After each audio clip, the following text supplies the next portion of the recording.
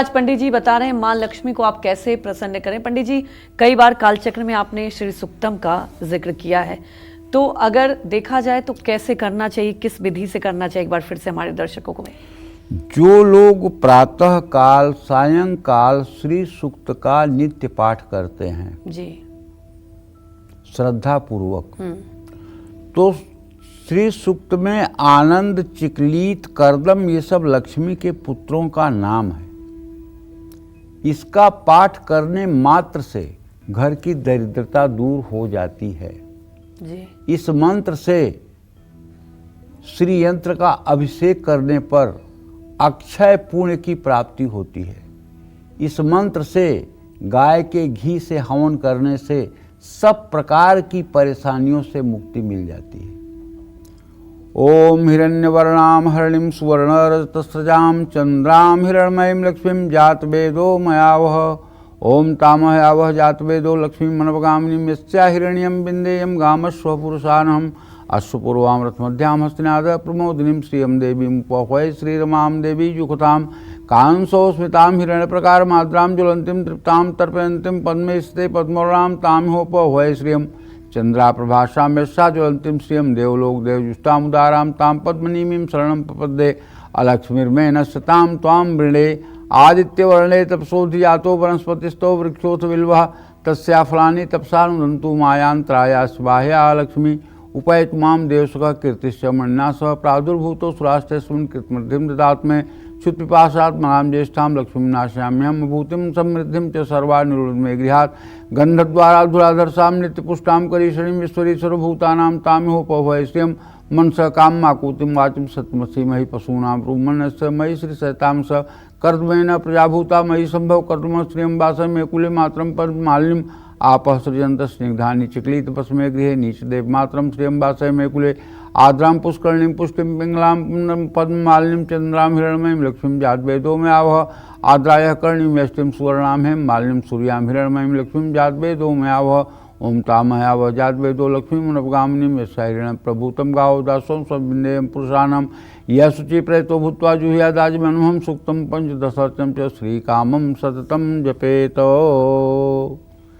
भैया, महिलाएं और ख़ास करके कुंवारी कन्याएं, कितनी भी गरीबी हो, कितना भी दुर्भाग्य हो, कितनी भी दरिद्रता हो, किसी घर की यदि कुंवारी कन्या इस मंत्र का 16-16 बार सुबह शाम महालक्ष्मी के विग्रह के सामने, चित्र के सामने, मूर्ति के सामने, श्री यंत्र के सामने बैठकर घी का दीप प्रज्वलित करके अगर पाठ कर दे तो 1 साल के अंदर चाहे जितनी घनघोर दरिद्रता हो उसका भी समाधान हो जाता है।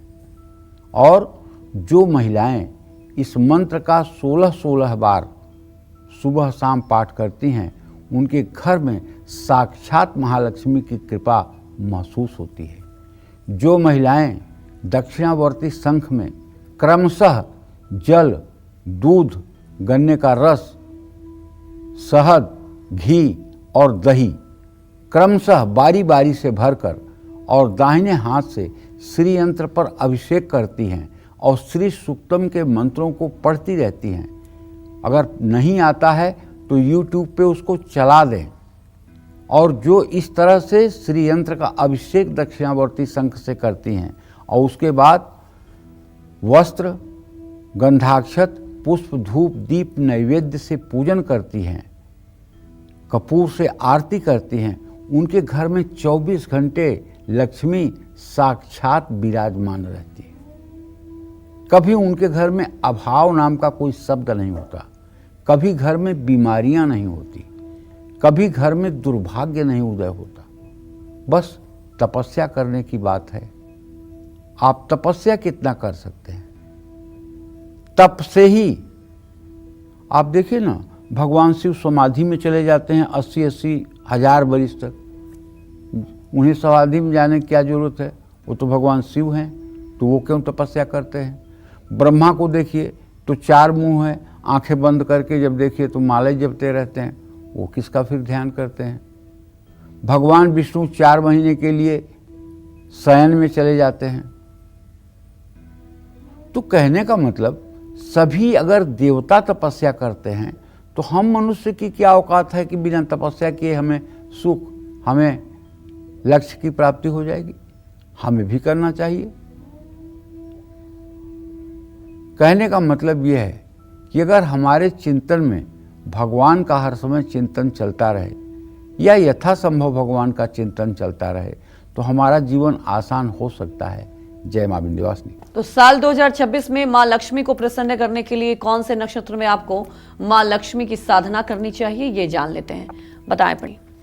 किसी भी देवी देवता की कृपा पाने के लिए आप जब भी उनकी उपासना करें तो कुछ खास नक्षत्रों में ही करें। इसका मतलब नहीं है कि बिना नक्षत्र के नहीं करेंगे, लेकिन खास नक्षत्रों में विशेष पूजा करें। जैसे आप रोज़ तो पूजा करते हैं, लेकिन दिवाली में विशेष करते हैं ना। दिवाली में नई लक्ष्मी लाते हैं, नए गणेश जी लाते हैं, नए वस्त्र लाते हैं, करते हैं ना। उसी तरह से पूजा तो आपको रोज़ करनी है। केवल ये नहीं कि शुभ नक्षत्रों में कर लिए तो आप कुबेर बन जाएंगे, ऐसा बिल्कुल नहीं है। शुभ नक्षत्रों में विशेष पूजा करिए, बाकी दिनों में भी पूजा करते रहिए। अब मैं आपको बताता हूं कि 2026 में मां लक्ष्मी को प्रसन्न करने के लिए कौन से नक्षत्र समृद्धिदायक होंगे। किसी भी कार्य में नक्षत्रों का बहुत महत्व होता है।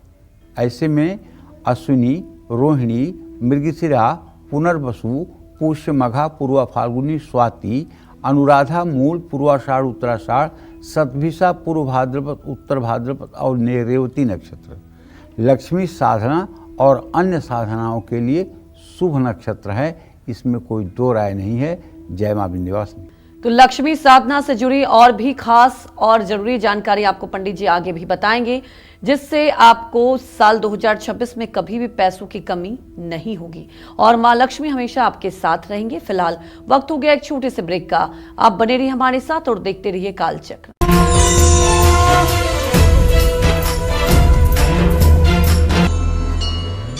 ब्रेक के बाद स्वागत है आप सभी का कालचक्र में। अब हर कोई ये जानना चाहता है कि साल 2026 में उसकी फाइनेंशियल कंडीशन कैसी रहेगी, कब सैलरी बढ़ेगी, कब बिजनेस में फायदा होगा और कब प्रॉपर्टी बनेगी, कब बैंक बैलेंस बढ़ेगा और कब मां लक्ष्मी की कृपा उन पर बरसेगी। साथ ही ये सब पाने के लिए उन्हें कैसे और कहां बैठकर करनी है लक्ष्मी की साधना, आइए जान लेते हैं पंडित जी से। बताएं पंडित। देखिए, कई बार मैंने कार्यक्रम में बताया है कि गोस्वामी तुलसीदास जी ने लिखा है उत्तरकांड में, काकभुसुंडी गरुड़ संवाद में, कि कौन सबसे बड़ा दुख है और क्या सबसे बड़ा सुख है। ये गरुड़ जी पूछते हैं काकभुसुंडी से, तो काकभुसुंडी जी कहते हैं कि न ही दरिद्र सम दुख जग माही, संत मिलन सम सुख कछु नाही। दरिद्रता के समान इस संसार में कोई दुख नहीं है। अगर आपका बच्चा बीमार हो, दवा के लिए पैसा ना हो, तो आपकी जिंदगी उसमें जीने से बदतर है मर जाना। आपका बच्चा दूध के लिए रो रहा हो, आपके पास पैसे ना हो, आपके घर में कोई बीमार हो और साधन न हो उसकी दवा करने का, सोचिए कितना दुखद जीवन हो सकता है। लेकिन इसका ये मतलब बिल्कुल नहीं है कि अमीरी सुख है। अमीरी बिल्कुल सुख नहीं है। मैं विश्वास के साथ अपनी जिंदगी का अनुभव आपसे शेयर कर रहा हूँ। संपत्ति विपत्ति का बहुत बड़ा कारण है। संपत्ति विपत्ति का बहुत बड़ा कारण है। संपत्ति के अंतर्गर्भ में विपत्ति छिपी होती है। इसलिए भगवान उतना दें जितने से अच्छे से गृहस्थ जीवन का संचालन हो जाए। साईं उतना दीजिए जामे कुटुम समाए, आप न भूखा रह सके साधु न भूखा जाए। तो साधना करने के लिए जितना श्रद्धा का महत्व है, उतना ही आप कहाँ बैठकर साधना कर रहे हैं उसका भी बहुत महत्व है। स्थान का तो महत्व होता ही है।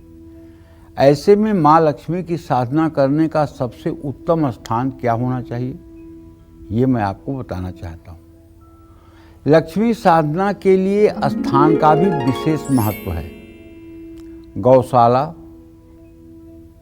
अपने गुरु के घर में, किसी मंदिर में, बगीचे में, किसी जंगल में, नदी के किनारे, बेल के पेड़ के नीचे, आंवले के पेड़ के नीचे, तुलसी के पौधे के पास, किसी पहाड़ पर, गुफा के अंदर, गंगा के तट पर लक्ष्मी साधना या कोई मंत्र की साधना करना उत्तम है। देवी के सिद्ध पीठों में थोड़ी सी भी साधना करने से मनुष्य की मनोकामना पूरी हो जाती है। जैसे कोल्हापुर में महालक्ष्मी का स्थान है, उनको करवीर निवासिनी भी कहा गया है। देवी भागवत में जो वर्णन है सिद्ध पीठों का, उसमें कहा गया है करवीर निवासिन्याम स्थान सर्वोत्तमो उत्तमः। करवीर निवासिनी महालक्ष्मी का स्थान सबसे सर्वोत्तम महालक्ष्मी का पीठ है। वहाँ अगर कोई जा करके, मंदिर में आगे तो भीड़ होती है लेकिन पीछे की तरफ खाली जगह रहता है, अगर वहाँ बैठ करके, वहाँ से विग्रह दिखाई भी देता है पीछे से, वहाँ अगर बैठ करके कोई व्यक्ति 108 पाठ श्री सूक्तम के 9 दिन कर ले, परिवार से नवमी तक, तो चाहे वो 500 करोड़ का कर्जदार हो, वो भी कर्ज से बाहर निकल आएगा और उसकी भी परिस्थिति बदल जाएगी। और वहाँ पुजारी लोगों से मिल करके माता के सहस्त्रार्चन की भी व्यवस्था करवानी चाहिए। सहस्त्रार्चन में 1000 कमल के फूल ललिता सहस्त्र नामावली के एक एक नाम से श्री यंत्र पर अर्पित करना, ये सहस्त्रार्चन कहलाता है।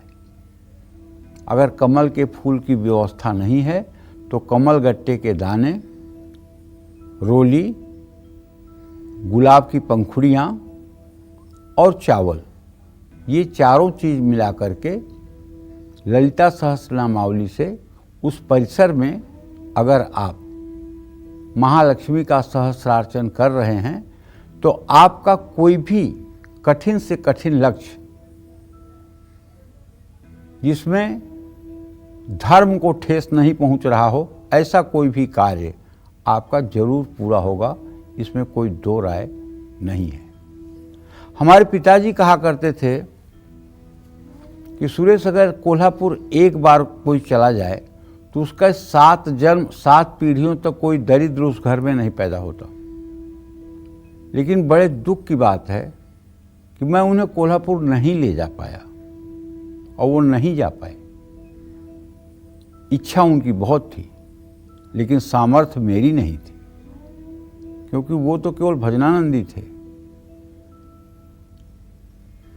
लेकिन जब महालक्ष्मी ने कृपा की और थोड़ा सा सामर्थ्य हमारा हुआ तो साल में एक बार जाना मैंने शुरू कर दिया और ये क्रम अनवरत 20 सालों से जारी है। और मुझे उनका हर बार चमत्कार दिखाई देता है।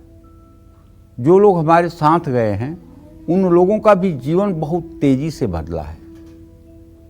और मैं चाहता हूं कि मेरे सारे दर्शक एक बार कोल्हापुर महालक्ष्मी के स्थान पर जरूर जाएं, वहां रात्रि प्रवास करें। माता की पालकी रात में निकलती है, उसके पीछे पीछे कीर्तन करते हुए घूमें, माता का दर्शन पूजन करें। इससे निश्चित रूप से दरिद्रता दूर होगी, अभाव कभी जीवन में रहेगा नहीं। जाना चाहिए कोल्हापुर। हाँ, अगर ऐसे स्थान पर आप नहीं जा पा रहे हैं तो घर के सबसे पवित्र स्थान या पूजा स्थान में, जो ईशान कोण में होना चाहिए, बैठ करके आप महालक्ष्मी की साधना कर सकते हैं।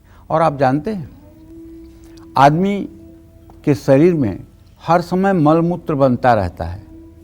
अगर हम ये कहें कि मनुष्य का शरीर मलमूत्र की फैक्ट्री है तो इसमें कोई अतिशयोक्ति नहीं है। हर समय मल, हर समय मूत्र शरीर में बनता रहता है। ये शरीर कभी शुद्ध रहने वाला नहीं है। शुद्ध बस तब होता है जब श्री हरि विष्णु, राम और कृष्ण का चिंतन हृदय में हो जाता है, बस उसी समय भीतर बाहर से पवित्र हो जाता है, बाकी पवित्रता नहीं है। हरि ओम अपवित्रः पवित्रो वा सर्वावस्थां गतोऽपि वा या स्मरेत पुंडरीकाक्षं सहवायाभ्यंतरः शुचि पुंडरीकाक्षः पुनातु। ज्यों ही आप पुंडरीकाक्ष भगवान श्री हरि विष्णु का अपने हृदय में ध्यान करते हैं, त्यों ही आप पवित्र हो जाते हैं। चाहे आप स्नान किए हुए हैं, नहीं किए हुए हैं, हाथ धो मतलब कि आप चाहे गंगा स्नान किए हुए हैं या नहीं किए हुए हैं, लेकिन श्री हरि विष्णु का ध्यान करते ही भीतर और बाहर पवित्रता हो जाती है। स्नान करने से बाह्य पवित्रता होती है, अंतः पवित्रता नहीं होती, क्योंकि अंतः में आपके शरीर के अंतः में मल मूत्र हर समय निर्माण होता रहता है, वह अशुद्ध है, उससे शरीर कभी शुद्ध नहीं होता है। लेकिन भगवान श्री हरि विष्णु का ध्यान करने पर, राम दरबार का ध्यान करने पर, बिहारी जी का ध्यान करने पर, राधा कृष्ण का ध्यान करने पर सद्यः पवित्रता पूरे शरीर में आ जाती है। और जब पवित्रता आ जाती है तो आप हर तरह की पूजा करने के योग्य, हर तरह की पूजा करने की पात्रता को प्राप्त कर लेते हैं। जय मां विंध्यवासिनी।